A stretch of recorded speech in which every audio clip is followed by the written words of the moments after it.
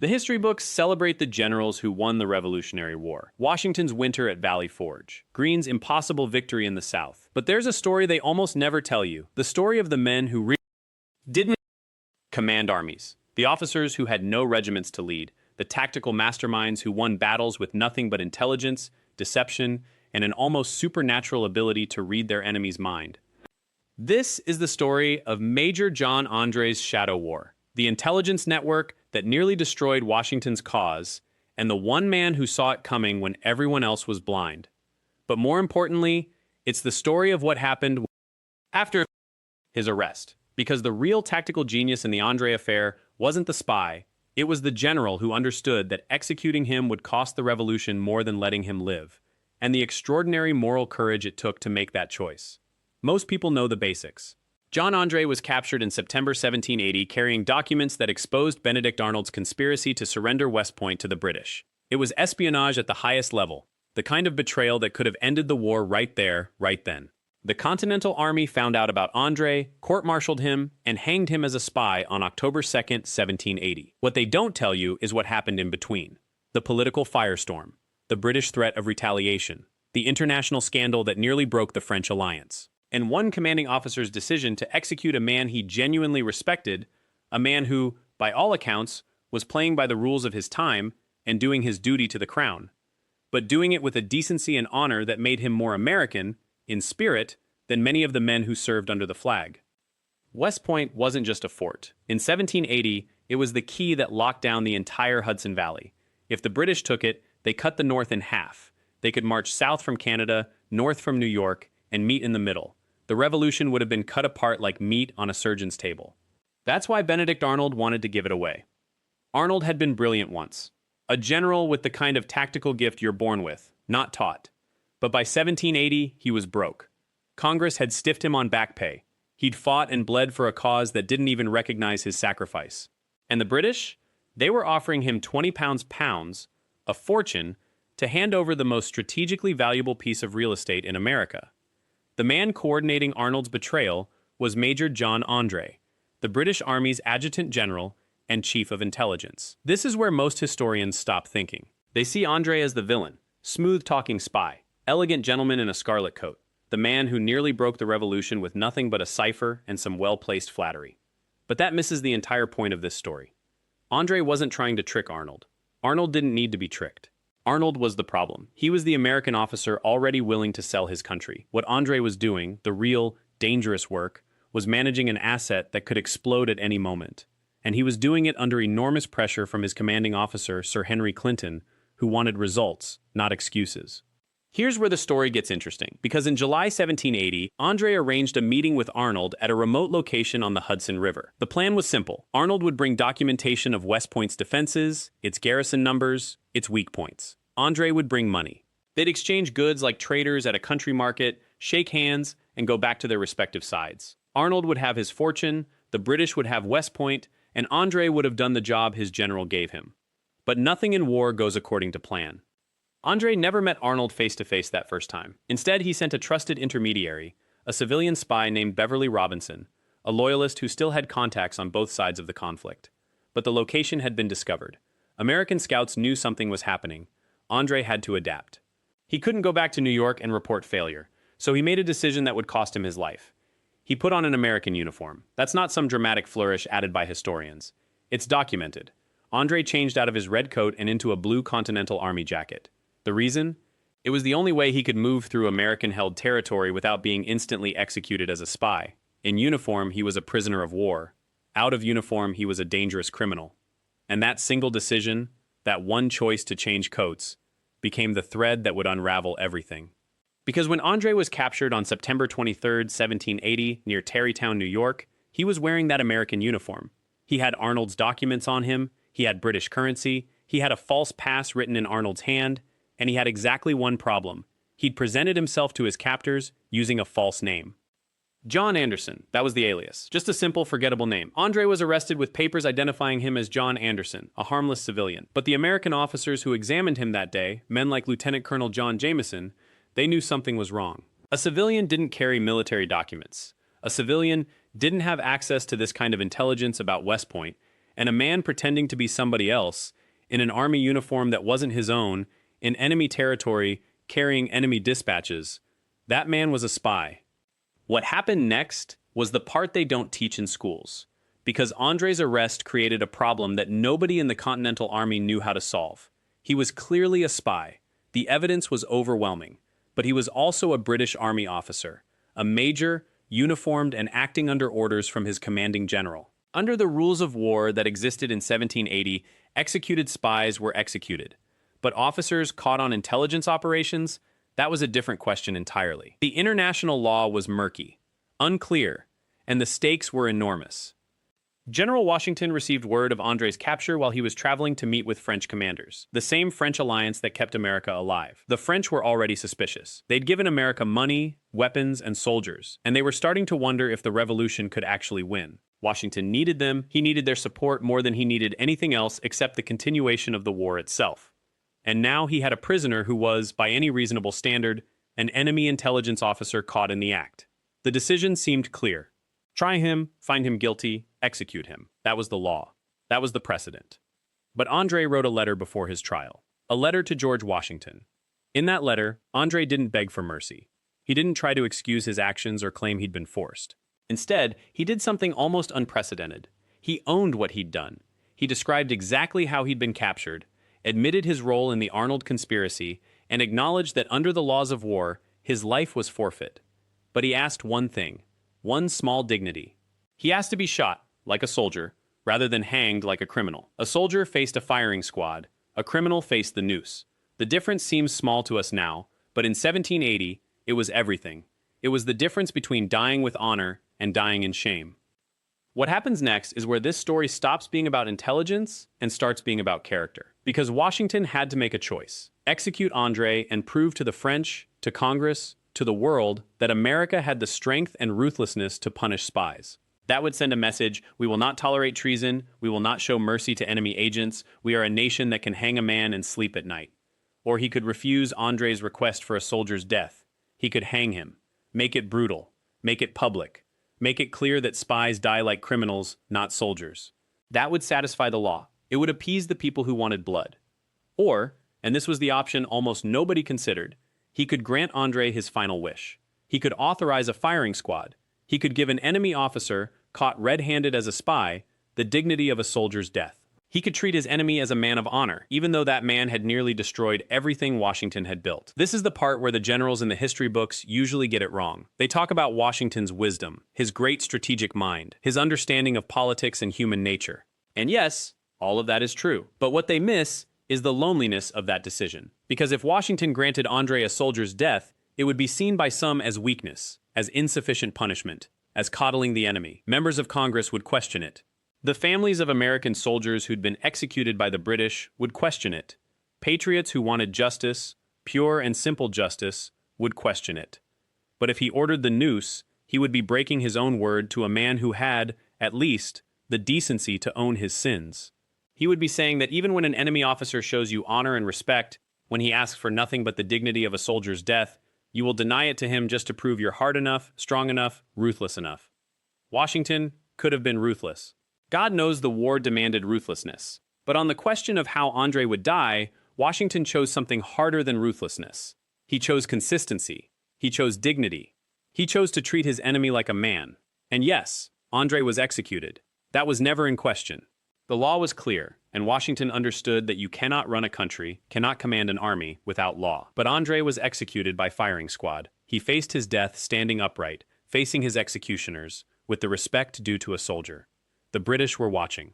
They were waiting to see how America would treat its prisoners. They'd threatened retaliation if André was harmed. They'd made it clear that if America hanged him, they would hang American prisoners in return. But when they saw that André had been shot, given a soldier's death, treated with respect, the retaliation never came. The threat dissolved. Because Clinton, the British commander, understood something. He understood that Washington had just shown him that America, even in its moment of military weakness, even while fighting for its very survival, was a nation that understood honor. That kept its word. That would execute its enemies but not humiliate them. That would enforce law but not through barbarism. What's remarkable about this story is that it's not about André's competence as a spy. It's not even really about Arnold's betrayal, though that was real and dangerous. It's about a moment when an American general had to choose between the kind of strength that looks strong and the kind of strength that actually is strong. History forgot this part of the André affair because it doesn't fit the narrative of the revolution as a bloodthirsty patriotic crusade. But the officers who served with Washington knew. The men who watched him make that decision understood that they were following a commander who could be hard when hardness was necessary, but who also understood that victory built on barbarism doesn't last. That power exercised without principle eventually corrodes. And that's the lesson that got buried. Not the tactical story about how André was caught, not the spycraft, not the deception, not the intelligence operations. The real story was about a general who understood that winning a revolution meant proving you deserved to win it. That you weren't just replacing one tyranny with another. That American soldiers, and even American enemies, would be treated with dignity because that's what separated America from the empires it was fighting against. The men who fought under Washington after André's execution saw something they'd never seen before in a general. They saw a man who could kill his enemy, but wouldn't humiliate him. Who could enforce law without becoming a tyrant? Who could make the hardest choice and then stand behind it when the pressure came from every direction? That reputation spread through the Continental Army. It spread through France. It spread through Europe. And it became one of the most powerful weapons Washington ever had. Because when your enemy knows you're merciless when you need to be merciless, but fair when fairness is possible, they can't predict you. They can't count on you being barbaric. They can't use brutality as an excuse for their own brutality. That's the tactical genius everyone missed. Not the fake armies or the deceptive maneuvers. The genius was in understanding that, in a revolution where you're trying to prove you deserve to exist as a nation, how you treat your prisoners, how you execute your enemies, how you keep your word even to your enemies, that's the victory that matters most. That's the victory that wins the peace. This is what the history books don't tell you about the men who won the revolution. They weren't just strategists and warriors. They were men who understood that the cause they were fighting for had to be visible in how they fought. That you couldn't build a free nation on the bones of the men you'd humiliated in defeat. That mercy, properly applied, wasn't weakness. It was the strongest thing a commander could offer. Washington didn't execute John André to prove he was strong. He executed him because the law required it, because the security of the revolution demanded it, and because that's what happens when you're caught as an enemy agent in wartime. But he gave him a soldier's death because he understood something that every defeated general and every betrayed nation eventually learns. How you treat your enemies in their defeat defines what you'll become in your victory. And that, in the end, is why John André mattered. Not because he was a brilliant spy, he was, but that's not the story. Not because his conspiracy nearly destroyed West Point. It almost did, but that's not the point either. André mattered because his death, and how he died, and why Washington made the choice he made about how he would die, all of that became the blueprint for what America would become. A nation that could hang its enemies but wouldn't humiliate them. That could be ruthless but fair. That could enforce the law but preserve dignity. That understood the difference between being strong and being strong for something. That's the story they forgot. But here's what most people miss about the André affair. And this is where the real tactical genius emerges. The part that gets buried under the spy drama. Washington didn't just face a military crisis that October morning. He faced a decision about power itself. André's arrest happened on September 23, 1780. Within hours, every officer in the Continental Army knew. Within days, the British were negotiating.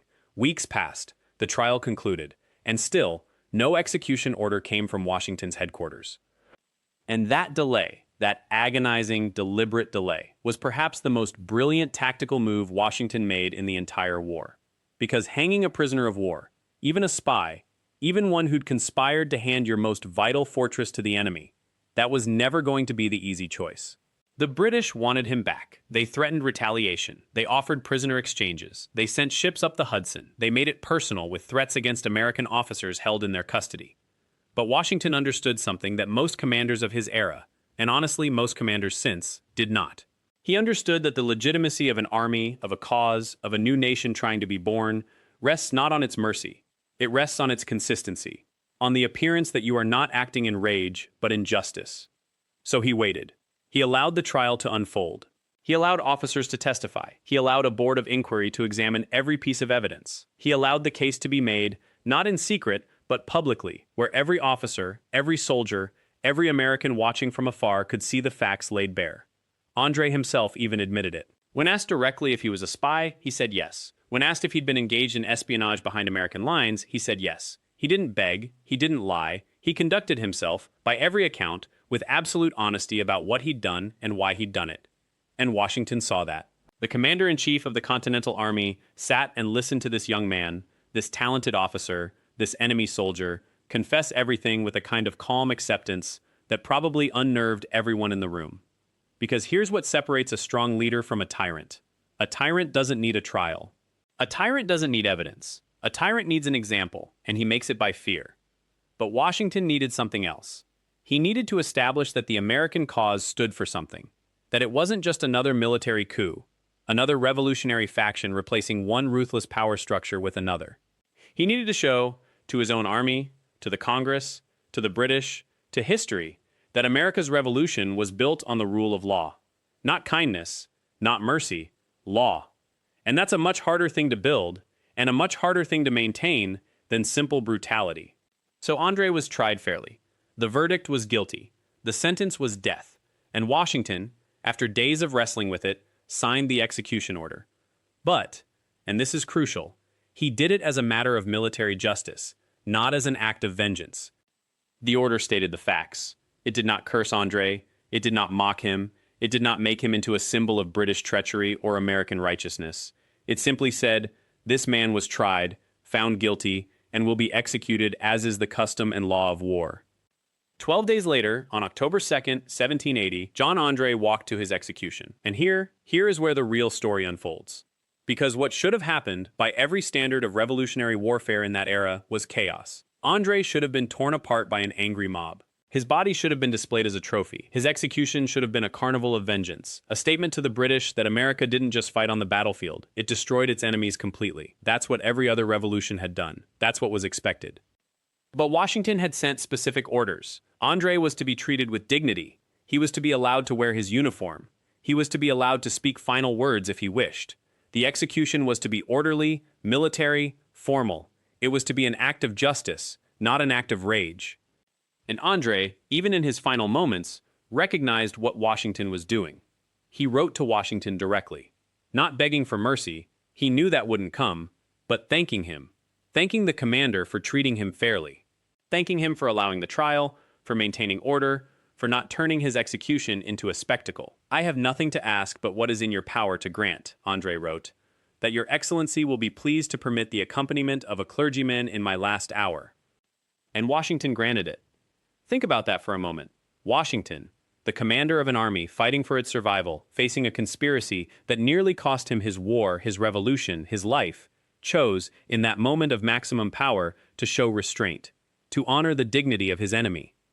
Because he understood that this choice, this single decision about how to treat a condemned spy, would echo through every battle yet to come, that every soldier in his army would know that when they fell into British hands, they would be treated with whatever decency they'd extended to their own captives.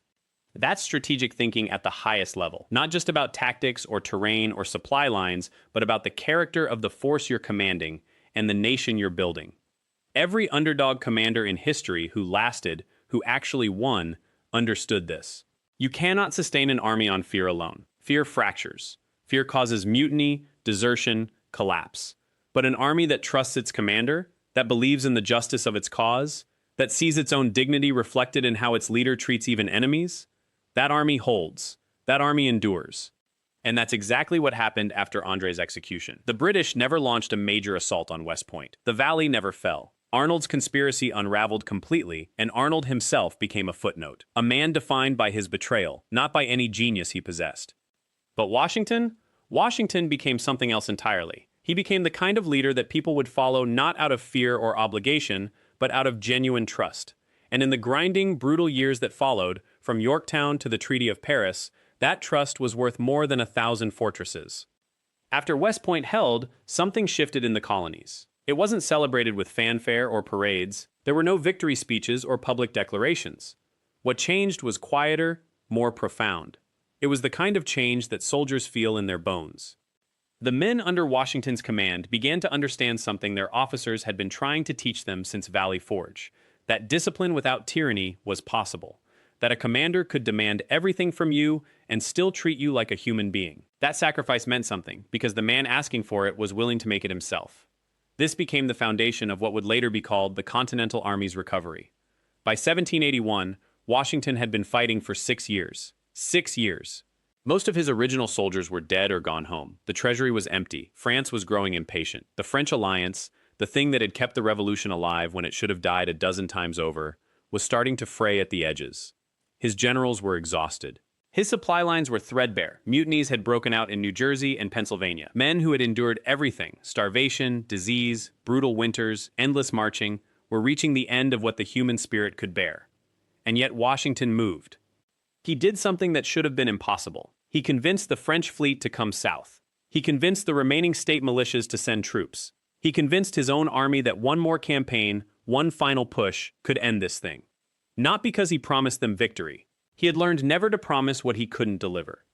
But because they believed that if anyone could do it, it would be him. The campaign that followed, the march to Yorktown, the siege, the surrender of Cornwallis, gets told as a military masterpiece. And it was. Washington's coordination with the French was flawless. His understanding of terrain and logistics was brilliant. But what made it work was something simpler and harder to replicate. His men followed him because they trusted him. When they were asked to march through Virginia in the summer heat, they marched. When they were asked to dig siege trenches under cannon fire, they dug. When they were asked to make one final assault on the British lines, they made it. Not because they were the best soldiers in the world. The British regulars were better trained, better fed, better equipped. But Washington's men had something the British didn't. They were fighting for a cause that their commander had already proven he believed in, not through speeches or proclamations, but through years of shared hardship. That's the lesson that got lost. That's the part of Washington's legacy that faded into the textbooks and disappeared. When Cornwallis handed over his sword to Washington, he passed it to a man who had earned the right to wield it, not through conquest or cruelty, but through an almost stubborn refusal to become the thing he was fighting against. There would be other revolutions after this one. There would be generals who came after Washington. Some would be more brilliant tactically, some would win more battles, conquer more territory, build bigger empires. But very few would be remembered the way Washington is remembered, with a kind of quiet reverence that comes from knowing that a man held power and chose not to abuse it. Here's what most people don't know about the end of the Revolution. It nearly didn't end the way it did. By 1783, when the Treaty of Paris was signed and victory was officially theirs, Washington's army was in chaos, not from military defeat, but from something more dangerous: abandonment. Congress couldn't pay them. The soldiers had fought for years without salary.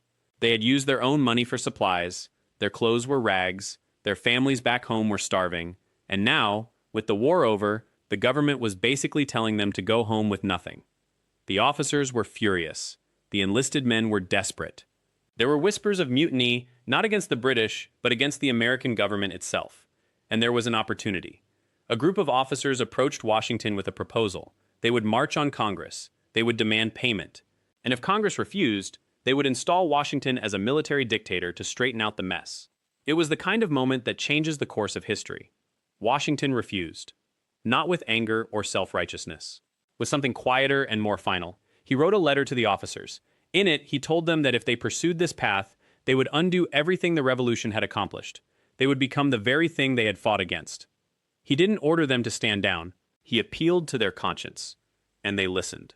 The officers dispersed. The mutiny never happened. Washington went home to Mount Vernon, not as a dictator, not as a king, but as a general who had been relieved of his command, which was exactly what he wanted. What he left behind was more valuable than any crown. He left behind the idea that power could be voluntarily surrendered, that a leader didn't have to hold on to what he had won, that the greatest strength wasn't in wielding authority, but in knowing when to set it down. That's why the Constitution worked. That's why the presidency became something other than a crowned throne, because the first president showed the world that you could have absolute power and choose not to use it. The British officers who faced him in battle never quite understood this. They kept waiting for Washington to make his move, to declare himself king, to seize control, to do what every successful general in history had done. He never did. And that confused them more than any military maneuver ever could. This is the forgotten part of Washington's story. Not the military genius, that part gets told. Not the moral authority, that gets mentioned. But the deliberate choice to be small when he could have been enormous. To step away when he could have stepped up. To trust that what he had built would survive without him at the center of it. That kind of leadership doesn't make for exciting movies. It doesn't produce the kind of stories that grab people's attention in the moment. But it produces something more lasting. It produces the kind of institutions and systems that actually survive. The British Empire, for all its military might, would eventually fall. The empires that rose from military conquest all faded. But the system Washington helped create, the one founded on the idea that power was temporary and that leaders served rather than ruled, that one endured. It endured because the man who could have broken it chose not to. Washington's legacy wasn't written in conquest, it was written in restraint. In the years following the war, as the new nation stumbled through the Articles of Confederation, as the government nearly collapsed under its own weakness, Washington could have seized power. Military officers approached him. Political factions begged him to intervene, to take control, to be the strong hand that would hold the fragile republic together. He refused every offer. Instead, he watched from Mount Vernon. He farmed. He corresponded with other leaders, always careful never to overstep, never to appear as though he wanted power. When the Constitution was ratified, he accepted the presidency, not because he sought it, but because the nation asked, and he could not refuse a direct call from the people he had bled to protect. Even as president, he was defined by what he didn't do. He didn't consolidate power, he didn't favor military solutions over civilian ones, he didn't use the presidency to reward those who had fought for him or punish those who had opposed him. He stepped away from the presidency after 2 terms, establishing a precedent that would hold for over a century, that no man, no matter how beloved or powerful, was entitled to permanent rule.